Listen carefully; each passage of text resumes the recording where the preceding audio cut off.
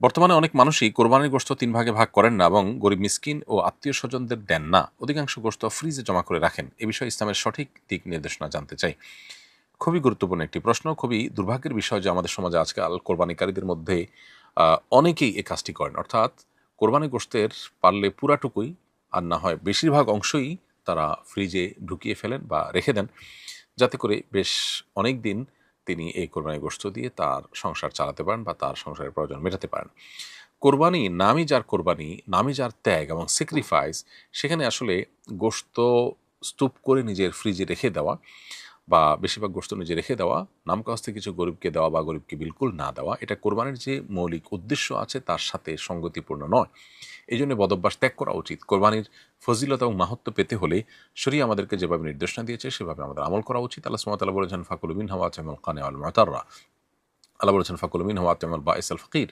অতএব কোরবানির গোশত এটি আল্লাহর নির্দেশনা অনুযায়ী নিজে খাবো এবং পাড়া প্রতিবেশী আত্মীয়স্বজনকে দিব এবং গরিব দুঃখীকে দিব। অতএব ৩ ভাগে ভাগ করাটা ফরজ কিংবা ওয়াজিব না হলেও এটা মুস্তাহাব এবং উত্তম। যথাসম্ভব ৩ ক্যাটাগরিতে আমাদের কোরবানির গোশতকে ভাগ করা উচিত এবং নিজে আল্লাহ তাআলা হালাল করেছেন আমার জন্য খাওয়া কোরবানির গোশত, অতএব আমি নিজে কিছু রাখবো আর দান করে দিব, অন্য মানুষকে দিব, এমনটি হওয়া উচিত। সবগুলো বা বেশিরভাগ গোশত রেখে দেওয়া এটা খুবই অনুত্তম এবং অনুচিত একটা কাজ। কোরবানির ফজিলত এবং মাহাত্ম্য এর ফলে কমে যেতে পারে। এমনকি আমরা মাহরুমও হতে পারি যদি উদ্দেশ্যই হয় এখান থেকে শুধু ফ্রেশ গোশত আহরণ করা কিংবা দীর্ঘদিনের গোশতের চাহিদা মেটানো।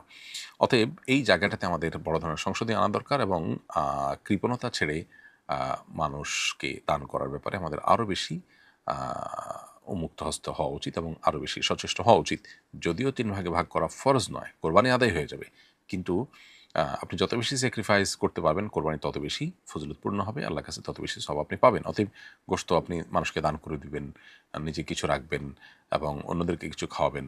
এই মর্মে আপনি যদি ব্যবহার করেন সেটা হবে কোরবানির সঠিক ব্যবহার। আর না হলে কোরবানি কাগজে কলমে আদায় হয়ে যাবে, কিন্তু তার ফজিলত এবং সওয়াব সঞ্চিতভাবে কমবে। একজন লিখেছেন, আমাদের গাভীটি ৪ মাস আগে বাছুর প্রসব করেছে। বাছুরটি এখনও দুধ পান করে, এমত অবস্থায় গাভীটিকে কোরবানি দেওয়া জায়েজ হবে কিনা? ৪ মাসের বাছুর সাধারণত ঘাস এবং অন্যান্য খাবার ইত্যাদি অনায়াসে খেয়ে থাকতে পারে। অতএব এমত অবস্থায় গাভী কোরবানি করতে কোনো অসুবিধা নেই। তবে আপনার কেনার সময় যদি এরকম গাভীর বিকল্প অন্য কোনো পশু থাকে তো সন্দেহাতীতভাবে সেটা কেনা ভালো।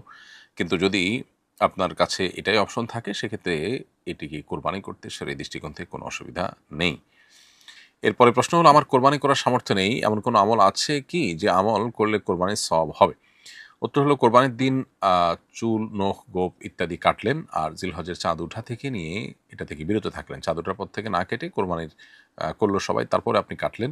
এটা যদি করেন তাহলে সেক্ষেত্রে ইনশাআল্লাহ কোরবানি না করতে পারলেও কোরবানি করার সওয়াব আপনি পাবেন। এই মর্মে সুনানে আবু দাউদে আব্দুল্লাহ ইবনে আমর ইবনে আস রাদিয়াল্লাহু তাআলা থেকে একটি হাদিস বর্ণিত হয়েছে যে নবী করিম সাল্লাল্লাহু আলাইহি ওয়াসাল্লামের কাছে এক ব্যক্তি কোরবানি সামর্থ্য নেই। তিনি যখন জিজ্ঞেস করলেন যে কিভাবে তিনি সওয়াব পেতে পারেন, নবী আলাইহিস সালাম তাকে বলেছেন, তুমি তোমার চুল, নখ, গোঁফ এগুলো কাটবে, অর্থাৎ কোরবানির পরে এগুলো কাটবে। তাহলে সেক্ষেত্রে আল্লাহ তাআলা তোমাকে কোরবানির সওয়াব দান করবেন। তো এখান থেকে বোঝা যায় যে যিনি কোরবানি করার সামর্থ্য রাখেন না তিনি যদি কোরবানির মাসের অর্থাৎ জিলহজ মাসের চাঁদ উদিত হওয়ার আগে চুল, নখ এবং গোঁফ ইত্যাদি কাটার পর এই 10 দিন বিরত থাকেন এবং কোরবানি করার পর এগুলো কাটেন, সবার কোরবানি শেষ হওয়ার পর এটা কাটেন বা কোরবানির আমল শেষ হওয়ার পর এটা কাটেন, তাহলে ইনশাআল্লাহ তিনি এই সওয়াব পেতে পারেন। আব্দুল হাই জিহাদ লিখেছেন, আমাদের ব্যক্তি ও সমাজ জীবন থেকে আধ্যাত্মিকতা হারিয়ে যাওয়ার কারণ কি? উত্তরণের উপায় কি? আপনার সুচিন্তিত দিক নির্দেশনা কামনা করছি। ভাই আব্দুল হাই জিহাদ, আপনার প্রশ্ন উত্তর হলো যে আধ্যাত্মিকতা বা রুহানিয়াত এবং স্পিরিচুয়ালিটি এটা আমাদের জীবন থেকে হারিয়ে যাচ্ছে। এটা আমরা সবাই কম বেশি জানি। এর অন্যতম কারণ হলো আমরা ঈমান এবং তাকওয়ার যে ট্র্যাক সেটা থেকে অনেকটা ছিটকে পড়ছি। দ্বিতীয়ত বর্তমান বিশ্বে যে সমস্ত বহুবিধ ফিতনা আছে এই ফিতনাগুলো আমরা আঁচ করতে পারছি না, ফিতনাগুলো আমাদেরকে গ্রাস করে ফেলছে, ফলশ্রুতিতে আমাদের রুহানিয়ত শেষ হয়ে যাচ্ছে। কোরআনের সাথে আমাদের সম্পর্ক অনেক দুর্বল হয়ে যাচ্ছে। কোরআনের সাথে যার সম্পর্ক যত গভীর হবে, আল্লাহ রাব্বুল আলামিনের সাথে সম্পর্ক, আল্লাহর জিকির এটা যত বেশি হবে, ডোপামিন, বিভিন্ন রকমের নেশার বিভিন্ন বিষয়ের সাথে এঙ্গেজমেন্ট এটা যত বেশি কমানো যাবে এবং একান্তে নিরিবিলি আল্লাহ তাআলার সাথে আপনার দোয়া করা, ইবাদতবন্দি করার সুযোগ যত বেশি তৈরি হবে তত বেশি রুহানিয়ত তৈরি হবে। হারাম এর সাথে যদি কারো সংশ্লেষ থাকে, আজকাল বিভিন্ন ভিডিও আমাদেরকে দেখতে হয়, সোশ্যাল মিডিয়াতে আমরা স্ক্রল করি, সেগুলোতে নিজের অজান্তে অনবরত মিউজিক আমাদের মধ্যে আসতে থাকে, কানে আসতে থাকে, এগুলোর মাধ্যমে মানুষের রুহানিয়ত শেষ হয়ে যায়। অতএব চোখের গুনাহ, কানের গুনাহ এগুলো থেকে বেঁচে থাকার মাধ্যমে আমাদের রুহানিয়াতকে সবচেয়ে বেশি বৃদ্ধি করা সম্ভব। বিধায় এই বিষয়টাতে আমাদের খুব শক্ত সিদ্ধান্তে আসা দরকার যে আমরা আমাদের নিজেদের স্পিরিচুয়ালিটি এবং রুহানিয়াত, আধ্যাত্মিকতা কোনোভাবে নষ্ট হতে দেব না। প্রয়োজনে এই সমস্ত কানেকশন থেকে, সমস্ত জগৎ থেকে আমরা বের হয়ে আসার চেষ্টা করব। তাহলে ইনশাআল্লাহ আশা করা যায় আমাদের এই হারানো সম্পদ পুনরুদ্ধার করতে পারব। আমাদের মসজিদ সংশ্লিষ্ট অনেক জায়গা পতিত পড়ে আছে। এই জায়গায় আমরা ইসলামী স্থাপত্য সমৃদ্ধ একটি পার্ক করার পরিকল্পনা করছি। সেখানে দর্শনার্থীদের জন্য প্রবেশ ফি নির্ধারণ করা হবে এবং ফি বাবদ সেই আয় মসজিদ ফান্ডে জমা হবে। মসজিদের জায়গায় পার্ক করতে কি শরীয়ী কোনো নিষেধাজ্ঞা আছে? মসজিদ এবং মসজিদের কল্যাণে আরও অনেক কাজ হবে। এই মর্মে যদি জায়গা ওয়াকফ করা হয়ে থাকে তাহলে যে জায়গাকে মসজিদের জন্য ফিক্সড করা হয়েছে এর বাইরে মসজিদের কল্যাণার্থে আরও জায়গা করলে মসজিদে যেন বাচ্চারা আসে সে উদ্দেশ্যে পার্ক করা হলো, এরকম করলে সেটা জায়েজ আছে, জায়েজ হতে পারে। আর যদি সেখানে পার্ক করে পার্কের প্রবেশ ফি নির্ধারণ করা হয় এবং তা থেকে মসজিদের আয় হয় তাহলে সেক্ষেত্রে এটাও মসজিদের পারপাস সার্ভ হচ্ছে, সেই জায়গা থেকে জায়েজ হতে পারে। তবে সেখানে যেন গায়রে শরঈ কোনো কাজ না হয়, সাধারণত বিভিন্ন পার্ক যেটা হয়ে থাকে সেদিকটাকে বিশেষভাবে খেয়াল রাখতে হবে। আমাদের যৌথ পরিবার, আমরা 3 ভাই মিলে প্রতি বছর কোরবানি দেই। ছোট ও মেজ ভাইয়ের আয় তুলনামূলক কম হওয়ায় তারা কিছুটা কম টাকা দেয়। বড় ভাই হিসাবে আমি বেশি অংশ বহন করি। কোরবানির শেষে গোশত সমান ভাগে ভাগ করে নিই। এবারও এভাবেই কোরবানি দেওয়ার নিয়ত করেছি। একজন বললেন, এভাবে কম বেশি টাকা দিয়ে কোরবানি করা যাবে না, সবাইকে সমান টাকা দিতে হবে। মাসালাটি জানতে চাই। প্রিয় ভাই, কম বেশি করে দেয়া যাবে না, সমান হারে দিতে হবে এমনটি সঠিক কথা নয়। ধরুন আপনারা 3 ভাই আছেন বা 4 ভাই আছেন। এই 4 ভাই মিলে কোরবানি দিতে হলে একটা পশুতে, একটা গরুতে 4 ভাইকে সমান হারে 4টা ভাগই করতে হবে এমনটি আবশ্যক না। তবে কেউ 7 ভাগের, একটা পশুতে যে 7 ভাগে কোরবানি দেওয়া যায় সর্বোচ্চ, এর মধ্যে যেকোনো 1 ভাগের একটা পুরো অংশ নিতে হবে তাকে, ভগ্নাংশ নিতে পারবে না। ধরুন 4 ভাইয়ের মধ্যে গরুটার দাম হয়েছে ৭০,০০০। তো 4 ভাইয়ের ভিতরে কেউ হয়তো ৫,০০০ টাকা দিলেন, কেউ ২৫,০০০ টাকা দিলেন।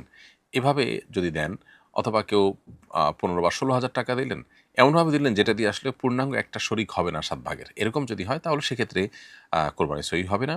কোরবানি সহি হওয়ার জন্য যেকোনো 7 ভাগের 1 ভাগ নিতে হবে, অথবা 2 ভাগ নিতে হবে, অথবা 3 ভাগ নিতে হবে। এ হারে কেউ 3 ভাগ, কেউ 2 ভাগ নেন, এভাবে কম বেশি করলে সেটা জায়েজ হবে। আর যদি কেউ 1.5 ভাগ নেন, 7 ভাগের পূর্ণ 1 ভাগ না নিয়ে 1 ভাগ প্লাস আরও কিছু নেন বা 1 ভাগের একটু কম নেন এবং সে পরিমাণ গোশত ভাগ করে নেন, তাহলে এটা জায়েজ হবে না, অর্থাৎ কোরবানি এতে বিশুদ্ধ হবে না। আমার একজন দেবর প্রতিবন্ধী, তার স্ত্রী সন্তান নেই, তার 5 ভাই ও 4 বোন থাকলেও কেউ তার খোঁজ খবর নেয় না। একমাত্র আমার স্বামী তার দেখাশোনা করে। অন্য ভাই বোনেরা সম্মতি দিয়েছে তার সম্পত্তি আমাদের নামে লিখে নিতে পারবো। এ অবস্থায় তার সম্পত্তি নেওয়া কি আমাদের জন্য শরিয়া সম্মত হবে?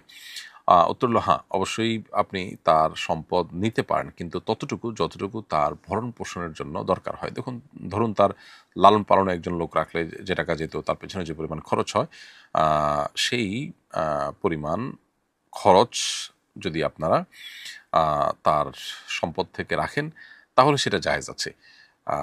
এরপর তার জীবদ্দশায় যদি তিনি সুস্থ হন, বাকিটা তাকে ফেরত দিতে হবে। আর যদি তার মৃত্যু হয়ে যায় তাহলে সেক্ষেত্রে এই অবস্থায় মৃত্যু হলে, মানসিক প্রতিবন্ধী হলে বা মৃত্যু হয়ে গেলে, তখন তার এরকম প্রতিবন্ধী ব্যক্তি মৃত্যু হয়ে গেলে তার অতিরিক্ত যে সম্পদ থেকে যাবে, যেটা তার পেছনে খরচ করা হয়েছে তার অতিরিক্ত, তাহলে সেটা তার মৃত্যুর পর ওয়ারিসরা আনুপাতিক হারে কোরআন হাদিস যেভাবে নির্দেশ করেছে তার আলোকে সবাই ভাগ পেয়ে যাবে। অর্থাৎ থোকভাবে তার ভরণ পোষণ এবং তার দায় দায়িত্ব দেখভালের কাজটা করে তার যে ভাগে যে সম্পদ এসেছে তার সবগুলো সম্পদ আপনি নিয়ে নেবেন, এমনটি করা জায়েজ নয়। বরং যতটুকু খরচ তার জন্য হবে আনুমানিক একটা হিসাব বের করেও তো আপনি সেটা অবশ্যই স্থির করতে পারবেন।